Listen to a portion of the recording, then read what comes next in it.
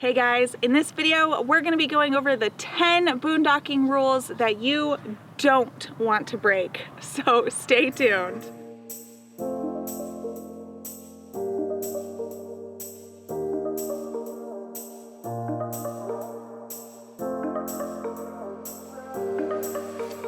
I wanted to take this opportunity at the beginning of the video to ask you to subscribe to our channel if you haven't done so already. We have some great content, or at least we think so.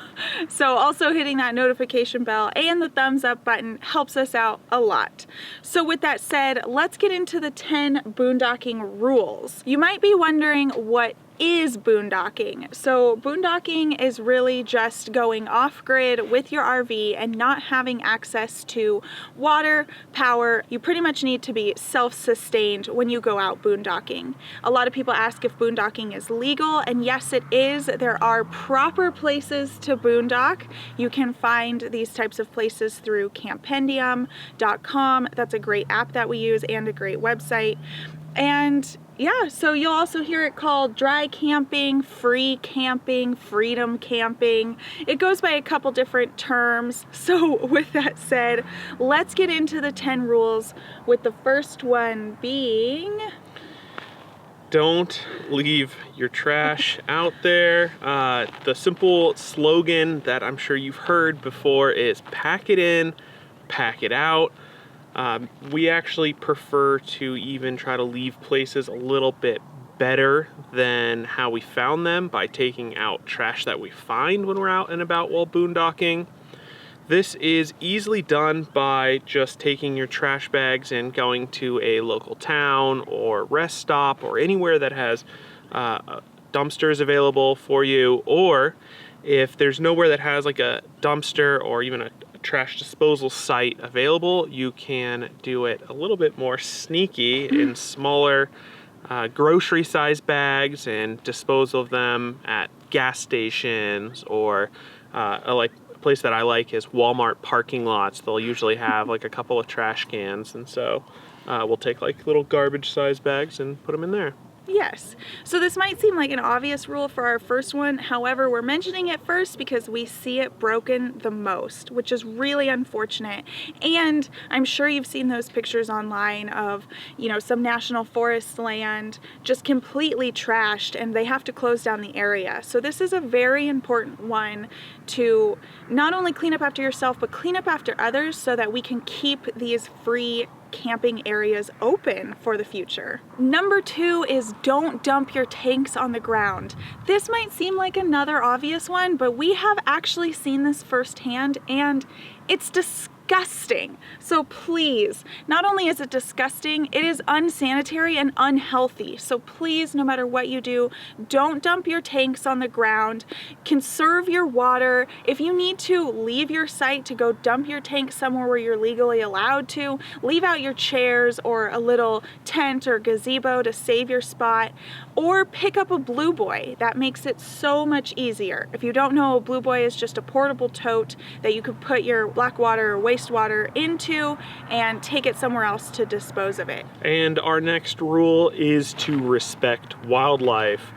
Unfortunately, we all love to camp out in the wilderness and to see wildlife, but the more accustomed they come to human interactions, the closer and closer they come to humans. And so I was just reading a story actually this morning about a photographer that has been feeding the foxes in Yellowstone and Grand Tetons National Park, and now they have become very accustomed to humans and come up to people because they're expecting food, and they actually had to just put one down. And yes. So respect wildlife, give it its distance, and do not feed it. The next item is to be responsible with campfires. Now this means to only have your fire in a fire pit. A lot of boondocking spots you will actually already find campfire rings made out of rocks, so be sure to use the ones that are already there. Try not to create your own, which kind of goes into the next topic, but we'll get there. And this also applies to putting out your campfire. So when you are putting out your campfire, you want to make sure it is all the way out, and you can tell it's all the way out because you can put your hand through the ashes and not feel warmth or get burned. That is the only way to know that your campfire is all the way out. If you are leaving for the day, or maybe leaving the campsite to go to your next campsite, please do not leave your campfire burning. And I'm only stressing this one because unfortunately we've seen this one firsthand as well. There have actually been 3 different occasions where I have gone to someone's empty campsite and put out their campfire. It's extremely dangerous and it's not safe for the environment. And again, it's another way we could get these parks closed or this free camping area closed if we're not respecting the land that we're using.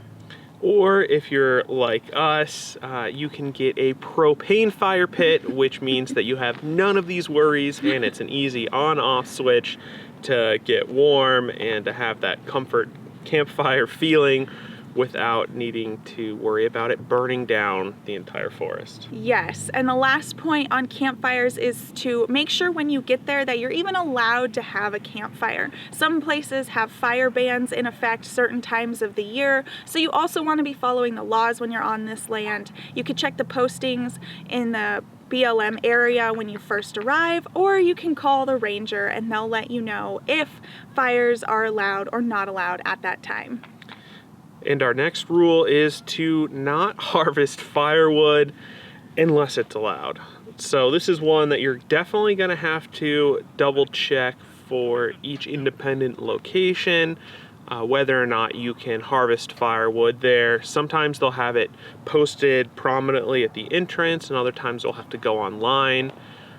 We've seen places where it's open for a couple of months out of the year and you can take as much fallen firewood as you can get your hands on, and other places where it's not ever allowed, and still others where it's a cheap like $5 permit to harvest as much as you want. So yes, and when they do let you harvest firewood, it's typically trees that are already down. You never want to go into BLM land or National Forest, National Park and cut down trees. So I just want to make sure we threw that out there, that when you are allowed to harvest firewood, what they mean is trees that are already down or branches that have already fallen off, just to clarify. Rule number 6 is to not trailblaze. So what this means is creating your own path, making your own fire pits, cleaning out a whole new area to camp in on BLM land. Now, the reason people don't want you doing this is because it ruins the vegetation that is there, and there most likely has already been a place cleared out by the folks who run the BLM land or the National Forest land for campers to stay. So not trailblazing is just a way to make sure that we're preserving the land and we will be able to continue to use it for generations to come. our next rule that you should avoid breaking when boondocking is to obey stay limits. Trust me, we get it. When you find a beautiful place with a beautiful view and you've beat everyone else to get that perfect spot, it's really, really hard to leave. But unfortunately, these lands are meant for everybody, and so they've imposed these stay limits to make sure that while you can still have your time and enjoy it for a certain length of time, everyone else will have a chance to enjoy it too. Luckily, these stay limits vary, but they're usually around a 14-day mark, which is perfect in my opinion. It does give you that extra length of time where you feel like you've been there long enough, but you're not taking up too much of the year. Yes, and that's typically when some of our gray tanks start to get full, around 14 days. So it is the perfect time for us to actually go dump our tanks somewhere we're legally allowed to and head out to the next beautiful boondocking spot. So those are 7 rules that you're going to want to follow to be respectful of the land and the laws. And the last 3 rules that we have for you are actually just being a respectful neighbor to your boondocking buddies that are out there with you. And the first one is don't block the view. This might sound odd, but there are certain boondocking spots where you want to face your RV in a particular way where you're getting the best view you can get. And as I said before, you don't want to trailblaze. So we have seen this happen where someone else gets a great view. They're at like the last designated spot, but someone will come in with maybe a smaller RV or in a van and drive around them and park in front of them, still in the distance, but they have now trailblazed to get there, and they are now blocking the view of the person who was lucky enough to kind of get that last spot. So I know this is a hard one when you're out there boondocking, to try and keep your distance, but also make sure that you're not impeding someone else's view. But it's just something that we want you to be mindful of. Sometimes it's going to happen because that might be the only spot there. And sometimes you can avoid it by saying, I'm gonna move over here so we both can have the great view. Yeah, sometimes it just takes moving back a couple feet. We've had people that parked like directly in front of our big massive windows, and then completely blocked our view. Yes. And it's like, if you just move back 3 feet, we could still see out our window. Exactly. Yeah. So just, it's more so being considerate of where someone has positioned themselves. If you're wanting to position yourself right in front of them, that's probably a clue that you are being rude. And our next rule is hand in hand with that last one, which is give some distance. You know, this isn't always something you can do, but we always aim to give a little distance to each individual boondocking group. We always like to go a little bit further away, maybe around a bend or on the other side of a tree, and just make sure that everyone feels like they're out in the wilderness. I mean, people go boondocking so that they can get out and get away. Yes, so having a camper pull up right next to you can take away from that experience. We have had that happen a couple times, and we have noticed that maybe it's a solo female traveler or a pair of females, and we've actually thought then that's perfectly acceptable because they probably feel safer parking closer to us and our big rig. So you have to really gauge the situation. If someone does park close to you, don't necessarily get angry at them. Maybe just kind of read the room and realize there might be a reason they're doing that. And we've never told anyone that's parked close to us to leave us, because if that's where they chose to park, it is BLM land. You do get to pick where you park. So we also feel that you can't be in the right to tell them to leave your area, because we're all allowed to be there. So that's why this is a rule to just be considerate. And our last rule for being a good neighbor is to just be mindful of your generator use. And the reason we're adding this one is because when we first started boondocking, we solely used our generator. We didn't have a big battery bank yet. We didn't have our solar panels up yet. And we were relying on our generator to power our whole rig throughout the day. Now, because of this, we tried to park extremely far away from everyone. We tried to position the generator so that the sound was in a direction that no one was facing, and we tried to be mindful of the hours that we were running it. So that's all we have for this rule, is that people should just be mindful of their generator use. I know a lot of folks out there feel that you shouldn't use a generator at all. We're not those people. No. We think that it is perfectly acceptable to use a generator. Obviously, we don't want to hear it 24/7. And I think a good rule of thumb is to be extra mindful at night and try and not run it at night. We would try and get ours off by around 8 p.m. and we'd really try and not start it any earlier than around 8 or 9 a.m.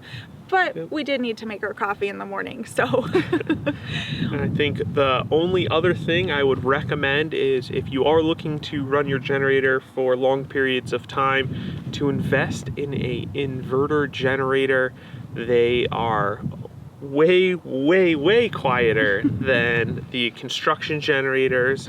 And although you do get slightly less power overall, the 3,500 watt generator from Harbor Freight is super cheap, and all you need to run pretty much everything in a big fifth wheel like ours. Yes, that is the generator we have, the 3,500 Predator. So it's a great generator. I'll link it below as well. So those are our 10 boondocking rules that you don't want to break. Let us know in the comments what you feel should be added to the list. Our only request is that you're just respectful when we have these types of conversations.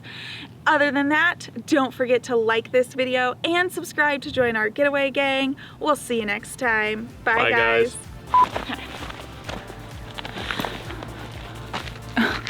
Okay, I couldn't see the red light. All right. We're gonna be going over the 10 boondocking rules for your other boondocking buddies out there. Should be added to the list, but obviously, as usual, our only request. So those are our, let me just fix my hair while I'm